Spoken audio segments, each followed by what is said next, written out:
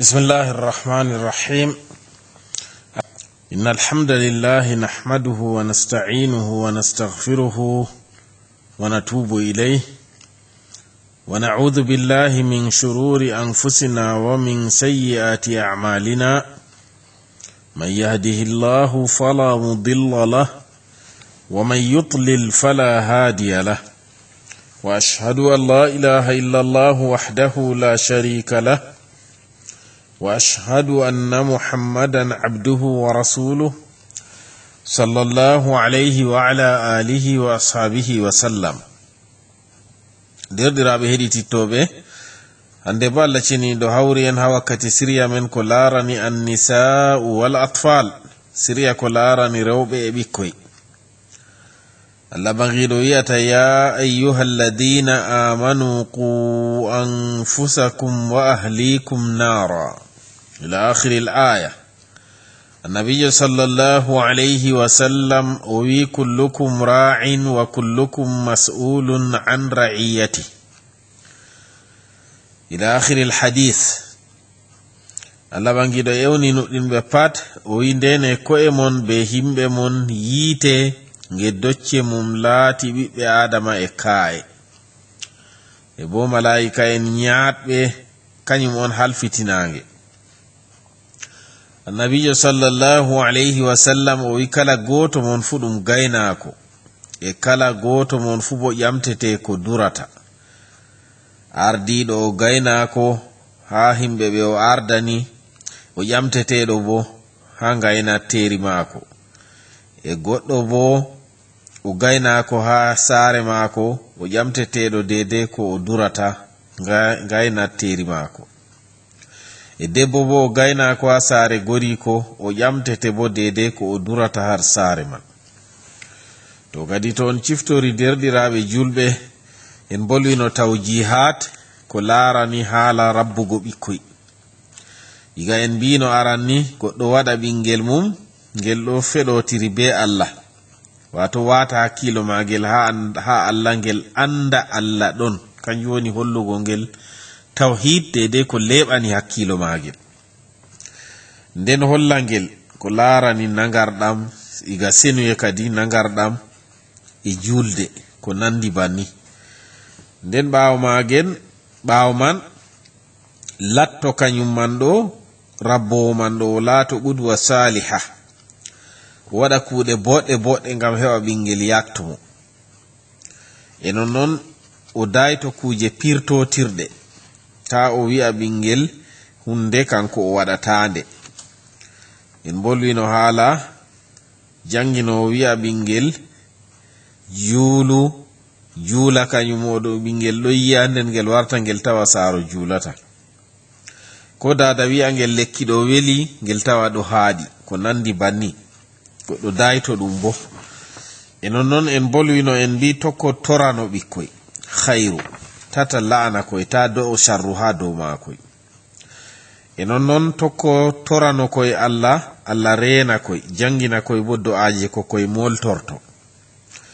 En bolwino haala goɗɗo dayto haala filmeji kuli be filmeji bonnoji ɓikkoy, tata waɗana ɗum ɓikkoy. E nonno waɗana ɓikkoy maktaba dede ko leɓani koy, haɗa koy yaago ton bo sei nyande feere waɗana ɗum be wakkati, ngam kala hunde nde a haɗi goɗɗo fu o yiɗande masin.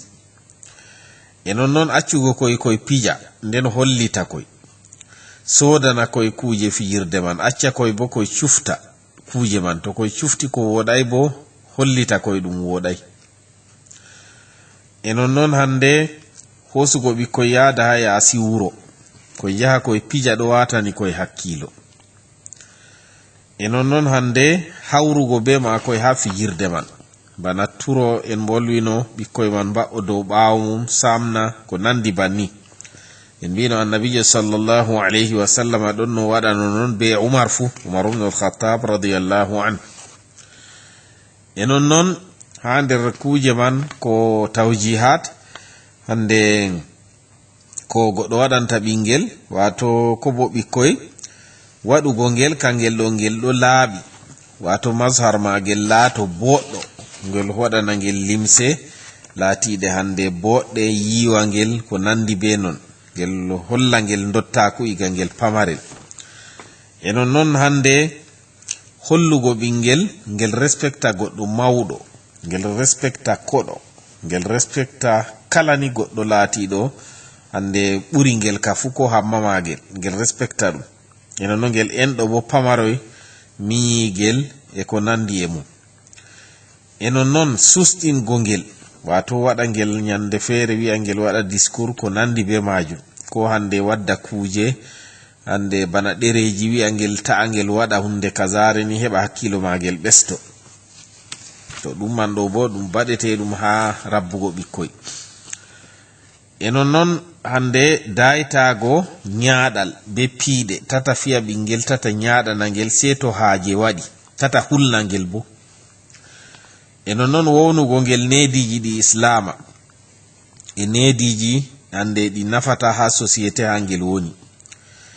E non sei dayto bo corruption, tata nela ɓingel hokka ngel hunde, amma haɗata nyande feere to ngel dursi ko bana hunde hokka ngel kado ɗo kam, ko to ngel paasi concours. To e non hande sei goɗɗo larana ko ɓingel yiɗi, hande larana ko ɓingel yiɗi, hefta ɗum ɗume on ngel ɓurata faamugo bana ha jangirde ko nandi e man, amma tata wi'a bo ko ɓingel yiɗi pat sei waɗana ɗum. Ɗo bo nanon nyande feere kam sei a haɗa ngel ko ngel yiɗi man ngam heɓa ngel wowa kalimawol la non, ngel wowa kanjum bo na tum ko ngel wi fu sei non. E non hande susɗingo ngel ha hande dede ngel anda no ngel firtirta muskilaji. Masalan to wodi problem tawi ngel ɗo a acca ngel habda kangel on, sei to salori ngel nden a wallita ngel. En bolwino bana nyamugo be sokali to ngel heftay, a acca ngel tawon bana ɓornago limse, bana faɗɗago paɗe, sei to a yi ɗum saloran ngel nden a hollita ngel. To e non hande ha nder kuje ko ɓi adamajo waɗanta ɓingel, jabago ngel ha dede ƴamɗe ko ngel ƴami. Jabo ngel, tata ngel ƴame ngel salora hande be ƴamɗe, nden ngel saldore be ƴamɗe a wi'a kai a meedi ngel, ngel yal ngel ƴama goɗɗo feere jabo ngel ko woɗai, hollitu ngel hande tata surngil ngel ha to ngel ɗo ƴama ɗo. En bolino bo haraka ɓingel ɗum ɗo holla faamu magel. Ɓingel to ɗuuɗi haraka masindo, wato ɗum ɗo holla ngel paamoyel, sei a wajjahana ngel kadi ha dede haraka man no latorto khayru banni. To hande bo en puɗɗan ha nder tawjihat ko en bolwata ɓi adamajo watana ɓingel mum hakkilo ha jangingo ngel iga ha duuɓi 5 arandeji ɗo. Ɓi adamajo anda ko wi'ata ɓingel ngam ngel jangan iga ha duuɓi 5 arandeji ɗo, ngel ɗo kopiya ko woni ha saroji magel. Ngel ɗo janga ha ɗon man ɗo ekkito kuje dede ko ɓuri no en numata. Dede hande gikkuji boɗɗi pat ngel hosan ha ɗon ɗo be koyɗum. Kala nde duuɓi magel laati pamari fu kopiyugo magel gikkuji, mana yembitirgo woɗɓe ɓurata hoyugo.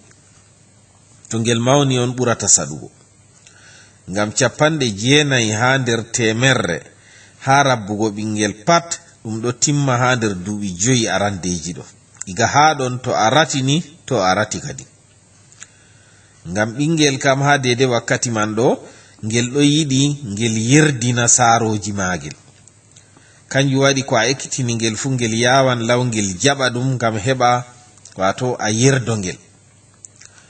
To ngel ɗo yiɗi bo a mangta ngel dede yaake man ɗo. To aɗon mangta ngel ha dede ko ngel huwata man ɗo, ngel waɗan ɗum be boɗɗum, wato ngel ratata kadi. To nder boɗɗum masin saroji ɓingel ha dede ngel ɗon ha duuɓi 5 arandeji ɗo suklano jangingo ngel, husita ngel. Jangingo man ɗo na be hande bindirgol be ɗerewol ko be alluha ko be tabulo nanon. Geccugo ngel kuje laatiɗe boɗɗe on. To to a yecci ngel kuuje boɗɗe ni wato ngel hosan be bo a huwa kuuɗe boɗɗe ha yeeso magel, ni on jangingol ngel man wonata yaake ha duuɓi 5 arandeji ɗo. goɗɗo yimowo wi'anno innal ghusuna idha qawwamta ha'tadalat wala yalinu idha qawwamtahu al-khashabu. o wi lise leɗɗe ɗo to a dartini ɗe yaake ɗe ɗon ɗe kecce ɗe pamare ɗo ɗe dartoto, amma to ɗe mawni ha ɗe garti leɗɗe jorɗe ko a wi a dartina ɗe ɗe dartatako. a se holli en ɓingel en poti en mbo'ina ɗum, amma to mawni sanjata kadi. o wi'ata qad yanfa'u al-hadatha al-adabu fi sahalin wa laysa yanfa'u fi dhi shaybati al-adabu.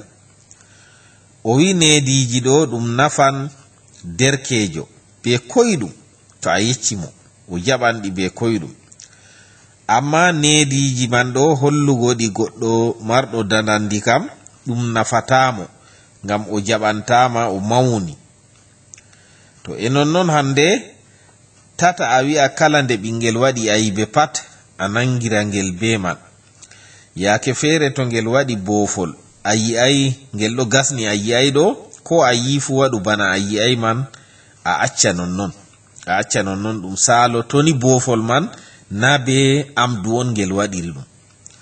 yaake feere ɓingel waɗan hunde na be amdu, ngel efta veryel nini se do o pusa, ngel laarani ngel yi'a bana a yi'ay ngel, to waɗu bana a yi'ay ngel ma accu nonnon. yaake feere se a waɗa banni, na tumbo yaake feere se a waɗa banni, ngam to a ɗuɗɗini felugo ɓingel ha dede dow boofi mum, ngel dogoto ha dow boofi man ngel laatoto ngel dundarel.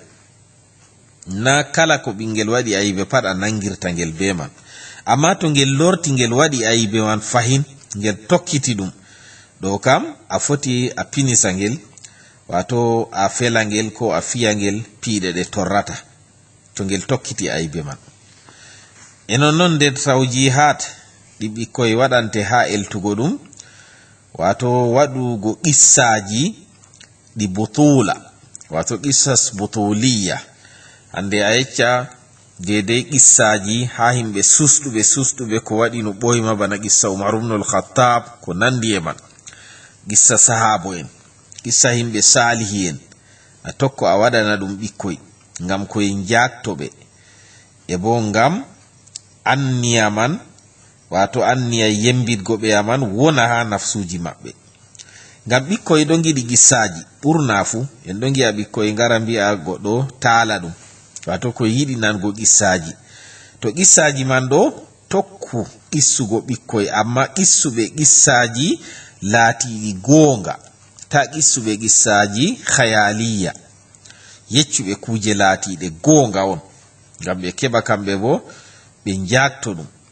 a waɗana ɓe ɗum bo dedei jemma, dedei hande iga bana hirgo ɗo, ɓawo man on ɓe ɗano kadi, to ɓe ɓaɗi ɗanago on a waɗanta ɓe ɗum. en bolino bo ɓingel se ɗano iga law, en bolino non sakko ma to ngel yahoyel l'école kam.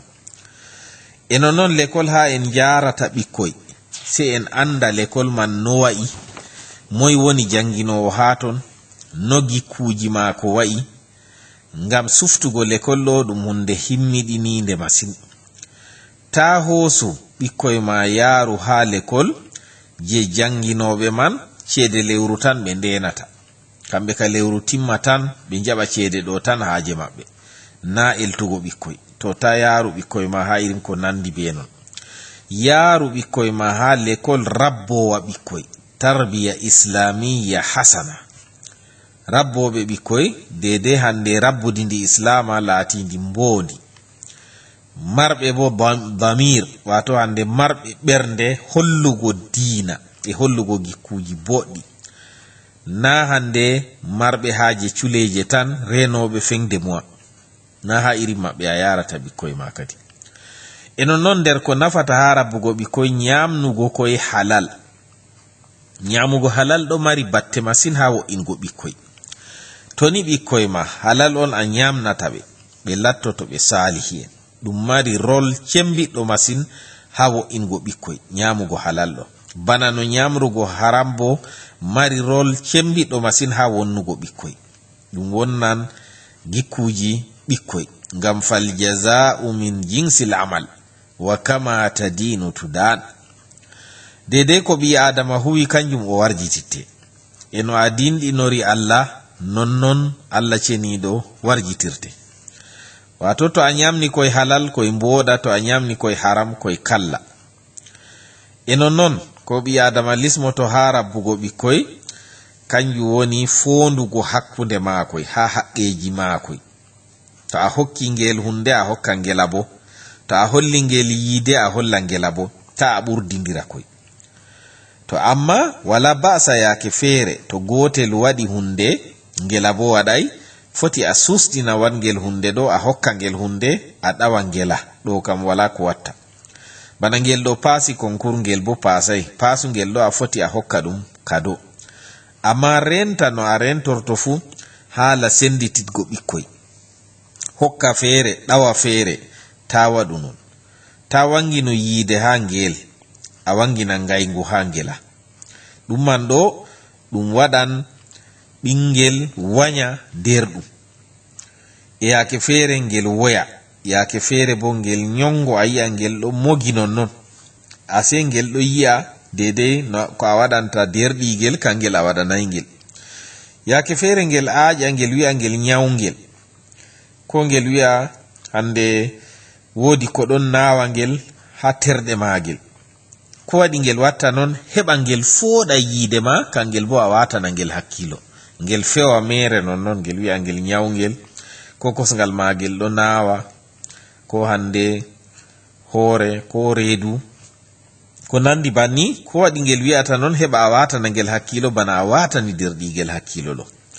to kanjum kadi en andi haala ɓurdidirgo ɓikkoy. goɗɗo hokkino ɓingel mum kado, o hokkino ngel dokke, nden hande o yahi ha o senna annabijo salino seedaku man, nde ƴami mo o wi na ɓikkoy mako pat o hokki non. to kadi sei goɗɗo fonda hakkunde ɓikkoy mum. e non yaake to dada magel waɗi reedu, se a famtina ngel ɓingel je woni nder reedu dada ɗo ɗum ɓingel bongel, ngel ɗo wara ha ngel fijida be ma. a wi'a ngel banni, ngel ɗo wara ha ngel fijida be ma on. a waɗani dede no ngel yiɗirta miñirawo magel gonɗo nder reedu o.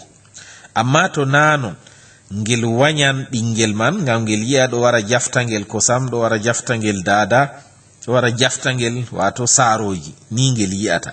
to banni man ɗo foti ngel balma miñigel ɗo, foti ha hande ngel soyna ɗum yonki fu. to kanjum waɗi se a solna ngel, a waɗana ngel tashwiq no ngel yiɗirta miñirawo magel iga danyaka, ngam heɓa to danyama tata ngel torra ɗum. en anda ɓikkoy ɗum ɗo mari qudrat ajiba, koy ɗo mari bawɗe ha waɗugo hunde, ha dursugo kayɗiniɗo masin. to a wajjahani ɓikkoy ha ko mari khairu e mboɗenga, wato a yi'an koye paman ɗum, koye dursan ɗum. tata en accu ɓikkoy men dursa ko ɓe annonsata publicité ji ha teleji, ko inɗe fijoɓe balon ko nandi e man. a'a en kolluɓe kuje laatiɗe boɗɗe, gikkuji boɗɗi. ta warta ɓiɓɓe men ɓe dursoɓe gimi, dursoɓe publicité ji hande ko nandi e man, ko ɓe nanata ɗum ha télévision be radio. ta en gartirɓe non, bal en nannuɓe kuje boɗɗe ɓe dursaɗe. e to ni hande en mbawi yahugo hoosa goɗɗo rabbowo ɓikkoy kertaɗo wara rabbana en ɓikkoy men, ɗo bo fa marhaban, jaɓɓama, en gaddu. wato ngam himɓe salaf nonno ɓe mbaɗanno, ɓe ɗo kosa himɓe spécial wara rabbana ɓe ɓikkoy maɓɓe. to kadi Harunu Rashid yake feere o hoosino ɓiko Amin, o yaari ha goɗɗum laamiɗo julɓe. o hoosi ɓiko Amin o yaari ha goɗɗo ne'owo ɓikkoy, eltowo ɓikkoy, hollowo ɓikkoy neediji. o wi ɗum andu laamiɗo julɓe hoosi samaroje ɓernde mum wari hokkima, wato ɓingel mum. kadi eltumo dedei no a wawi fu, wo'itinmo, wooɗu an tawon, to a woodi kanko bo o wooɗan. janginumo alqur'an, yeccumo habaruji laatiɗi caahiɗi fillanmo gimi wato ɗi arab en mato gimi lunga na gimi jeyi ko en andi zamanu men jonta ɗo gimi lunga wato fillanmo ɗum andinmo sunnaji annabijo sallallahu alayhi wa sallam yeccumo no o wolwirta babal o daroto no o fuɗɗirta wolde haɗumo jaleɗe sina ha wakkatiji seɗɗa tata hande sa'ayel yalani illa ando aɗo suklori be ɓingel am ngel aɗo hollita ngel tata mettingel ɓernde sakko ngel saklo tata fantinu bo ha yafago ngel sakko ngel dogo ha dow bononda wato tata accan ngel wakkati je hande ngel yata ngel fijida be ɓikkoy feere magel ɗum waddana ngel bononda en mbino ɓingel fijan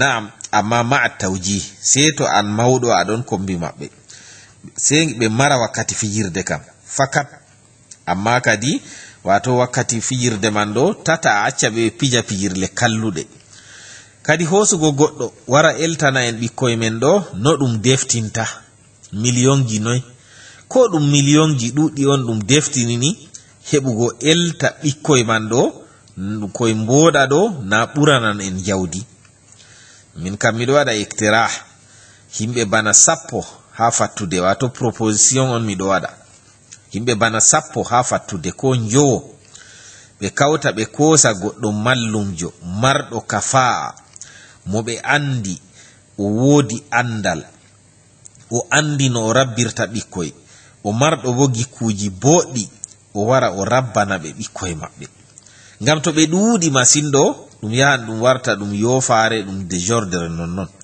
amma mi wi bana himɓe njowo ko bo 10 fu hawta waɗa rabbowo ɓikkoy mum gooto o wara o rabbana ɓe ɓikkoy dow diina Allah dow deftere Allah dow sunna nelaɗo Allah sallallahu alayhi wa sallam dow gikkuji ɗi islama amma sarɗi man se o laato o ƙudwa hasana o laato kanko o huwo kuje boɗɗe boɗɗe marɗo gikkuji boɗɗi dedei ɓikkoy go jaktotomo o hollitanɓe bo dedei diina ɗo dow laawol sunna annabijo sallallahu alayhi wa sallam to kanko to a waddimo to masalan to himɓe kawti gaddimo man himɓe njowo ko 10 ɗo kay ɗum ictirah am mi wi proposition to ɓe gaddimo ɗo ɓe kolla ɓikkoy kanko ɗo goɗɗo tedduɗo ɓe teddinamo ha yeeso ɓikkoy ngam heɓa ɓikkoy jaɓa ko o wi'ata ɗum amma to a yawnimo janginowo ɓikkoy ma a wari a yawnimo ha yeeso ɓikkoy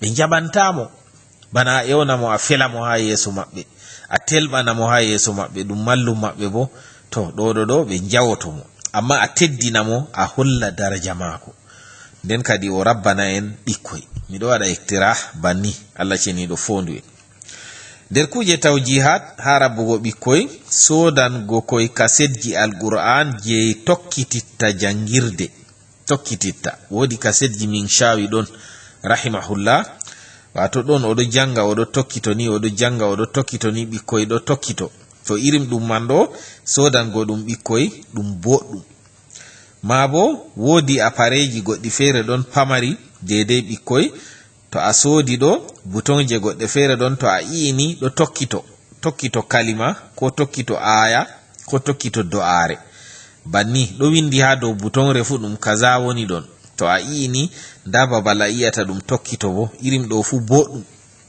amma ma tawji sai aɗo jooɗi kombi makoy on a waɗana koy banni man ngam to nanon koye bonnan appareyel man a waɗana koye qissaji ko larani diina islama qissaji haqiqinkeji na hayalinkeji a waɗana koye bana gimi dedei ko hollata diina hollata tawhid wato a waɗana koye gimi masalan dedei ko hollata diina hollata tawhid na gimi ɗi duyya bana masalan a wara a wi'a ɓikkoy hadihi l azharu lhamra min ayna sayatiha alma man yusqiha wa yunammiha wa yuzayyinuha bil alwan Allahu rabbul akwan irin banni wato a wi'a fulerji ɗi boɗeji ɗi iga toy ɗi keɓata ndiyam moy yarnata ɗi mo mawninta ɗi moy hokki ɗi nonde wonde ɗo ɗum Allah mo mari taklede kanko on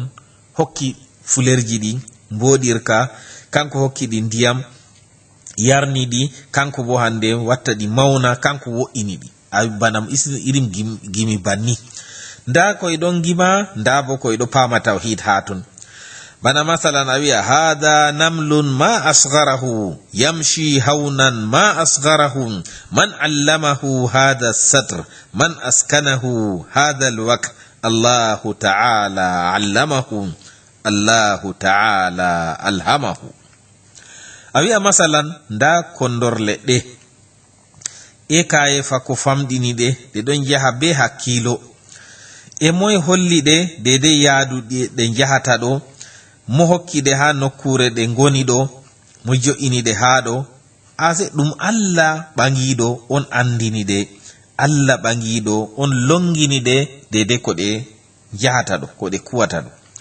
to irin banni a wi'a ɓikkoy a waɗana ɓikkoy irin gimi banni hada nahlun man allamahu min zahratin qad ad'amahu man alhamahu an yu'tiyana asalan fihi shifa'un linnas Allahu ta'ala arrahman a wi'a ndaɗo ɗum nyaaki mo holliɗi yahugo hoosa pindi yaha waɗira njumri mo yecciɗi ɗi mbaɗana en jumri marndi bo nyawdigu Allah ɓangiɗo Allah huɓa hinnayejo kanko on andini ɗi to ɗo aɗo waɗa ɓikkoy koyɗo pija koyɗo bo jongito ha Allah a wi'a bana ɓikkoy hande gonkoy ha babe geloɗi woni a wi'a hada jamalun ma akbarahu la ya'sina idh na'muruhu tiflun mithli yamshi ma'ahu kay yarkabahu fi sahra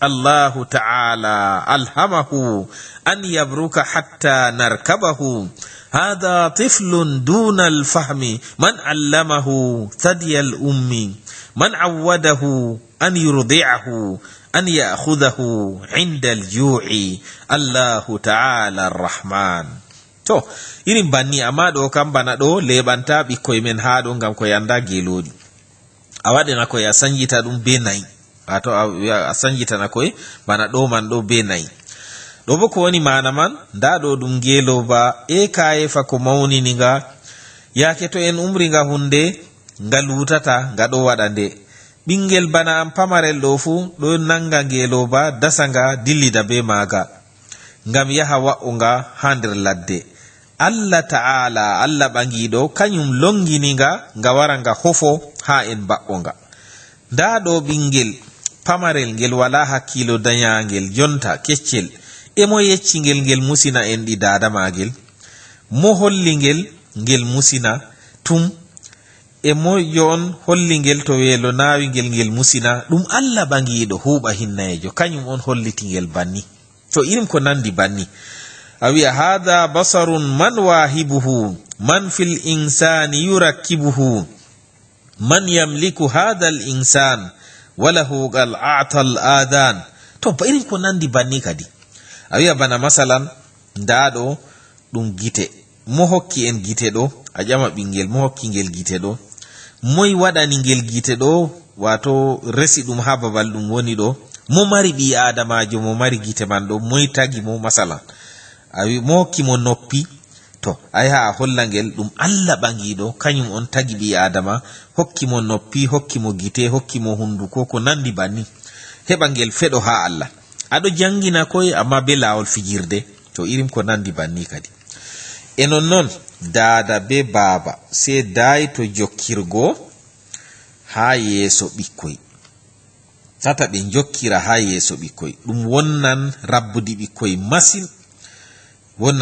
ɓikkoy masin to tata bo ɓingel waɗa ayibe nden a fiya gongel feere ngel waɗay ayibe kañum bo ta waɗu kanjuɗo ɗum saklan ɓingel masin ɗum wonnan nafsiya mum jokkirgo ha yeeso ɓikkoy ka kaɗa ɗum man an battan sam on tata ɗum waɗe tata saroji ɓikkoy jokkira ha yeeso ɓikkoy ta ɓe kaɓa ha yeeso ɓikkoy ta ɓingel fiye to ngel waɗay ayibe to ka derɗiraɓe wakkati men waɗi to en kaɗa ha ɗo ɗum mahmoud goni on keɗiti ha siriya ko larani annisa'u wal atfal rewɓe e ɓikkoy. Allah cenɗo fondu en famnu en. Wallahu alam.